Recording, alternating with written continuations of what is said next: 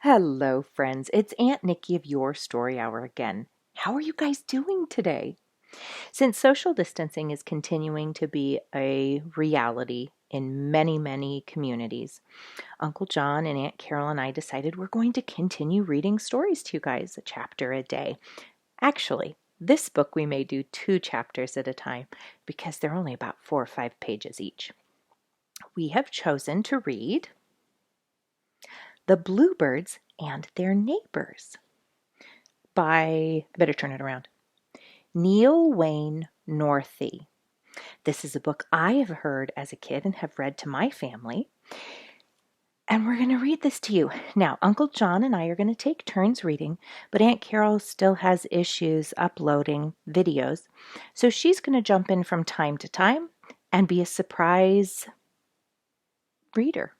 Just whenever Aunt Carole can do it and get it working on the computer, she will join us. Otherwise, it'll be Uncle Jon and I. So let's see what's going on with the Bluebirds and Their Neighbors. Chapter 1 says, Back to the Old Homestead. And I'm going to show you the picture. Under it says, Mr. Bluebird was anxious to get back to the old homestead with its apple orchard and green meadow. And here, I'll see if we can make sure we can all see it. There you can see, I believe right there is Mr. Bluebird. All right, here we go. Another winter was almost over in the chilly Northland. Of course, there would still be stormy days with some snow and sleet, because it was only the second week in March. But down along Little River, which ran through the old homestead, the bubbling pussy willows proclaimed that jolly spring was near. It had been 4 months since Mr. and Mrs. Bluebird had left the old homestead with their family and gone to the sunny Southland to spend the winter. Now Mr. Bluebird was on his way back north. As usual, he left Mrs. Bluebird behind, for he thought it would be better if he reached the old homestead early and took possession of the hollow post by the apple orchard, which had been their nesting place during 3 summers. And so he had braved the blustery weather of early spring in the land of cold breezes, while Mrs. Bluebird remained to enjoy a few more days of play in the sunny Southland. Now Mr. Bluebird sat on the bare branch of a roadside tree thinking. He had been resting and feeding almost all day. He was thinking about the nesting post and wondering if it would still be standing when he arrived at the old homestead. Ha, ha, ha, ha, laughed someone nearby. Mr. Bluebird knew the voice of his old neighbor, Robin Red, who last year had built a nest in the red cedar that stood in the yard of the old homestead. He was right glad to see Robin Red, for they had often met in the apple orchard and in the green meadow where they had been in search of food for their babies. Robin Red had been a good neighbor. He always minded his own business, and he was always jolly. It was never too cold, and it was never too wet for him to sit on the topmost branch of the big elm near the red cedar and sing to his family. Mr. Bluebird believed in taking care of his own affairs also, so they had gotten along fine together. "Hello, Mr. Bluebird," said Robin Red. "I am glad that we are going to be neighbors again this summer, for, of course, you are going back to the old homestead." "I hope we may be neighbors," replied Mr. Bluebird thoughtfully, "but I have been worried about the nesting post by the apple orchard. I heard Farmer Smith say last summer that he expected to take up the old fence before the ground froze and build a new one. I do hope he left the nesting post."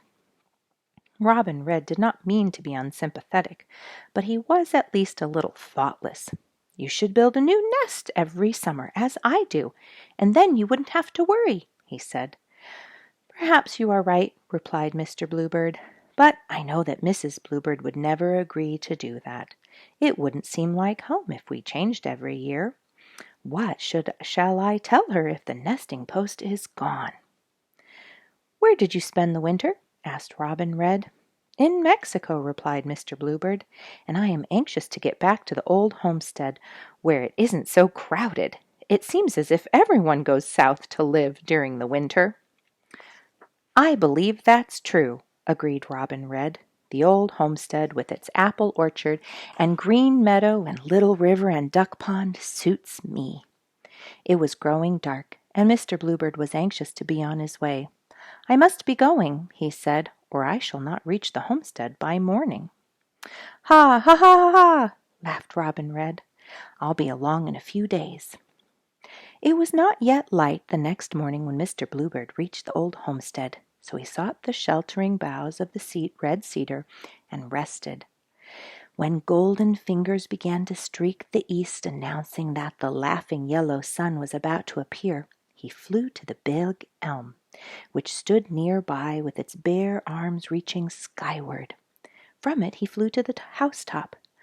Somehow he could not get up courage to go at once to the nesting post. He hopped across the top of the woodshed back of the house and waited until Farmer Smith went to the barn with his milk pails. Then he flew to the apple orchard. The nesting post was gone. End of chapter 1. There's another picture to show you. And I'll read what it says. The picture says, "When Mr. Bluebird flew to the apple orchard, the nesting post was gone." Chapter 2. Mr. Bluebird Meets Old Friends. It was a blue bluebird, in feeling as well as in color, that sat on the leafless branch of an apple tree and stared at the spot where the nesting post had been. The nesting post was gone. There was no doubt about that. "How can I tell Mrs. Bluebird when she arrives?" he said to himself. And then he thought he might find another nesting place that would suit her. If he looked around, he felt quite sure it would save a lot of worry if they built a new nest every year, as Robin Red had suggested, and as Robin Red did himself. But he could not for the life of him see how they would be able to make it stay on the bare branches of a tree. That was too much for Mr. Bluebird, and besides, he knew that Mrs. Bluebird liked more seclusion in her home than there was in an open-topped nest. No, that would never do, he at last decided. Excuse me.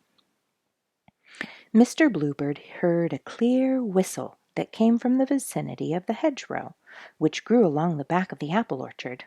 "That's Bobby White," he said. "I believe I'll fly over and see what he has to say for himself. Perhaps he can help me." There's a couple of pictures. Let me show you. This one's in color. No words, but that's Mr. Bluebird, I do believe. And then there's a wood. Well, let's see what that one says. Downy Woodpecker was tapping on a nearby apple tree. We'll see when we get to that part of the story. Mr. Bluebird saw Bobby sitting in the shelter of the hedgerow before Bobby knew that he was near. And what is more, Bobby had his whole family with him. You see, Bobby White is not much of a traveler. In fact, he probably never would leave his old home more than a few miles if he were not frightened away. As there was never any hunting done on the old homestead, Bobby felt that it was a safe place to stay. He liked the shelter and seclusion of the hedgerow, and when the snow was deep he never failed to find some cracked wheat or barley or millet, which Bud Smith always thoughtfully provided. "Hello, everyone," chirped Mr. Bluebird from his perch on the nearest tree. Bobby White and his family whistled their surprise. "Are you back this early?" asked Bobby. "True-a-lee, true-a-lee," replied Mr. Bluebird, "and right glad that I am. But our nesting post is gone, and now I shall have to find another place. I thought you might be able to suggest something that would help me."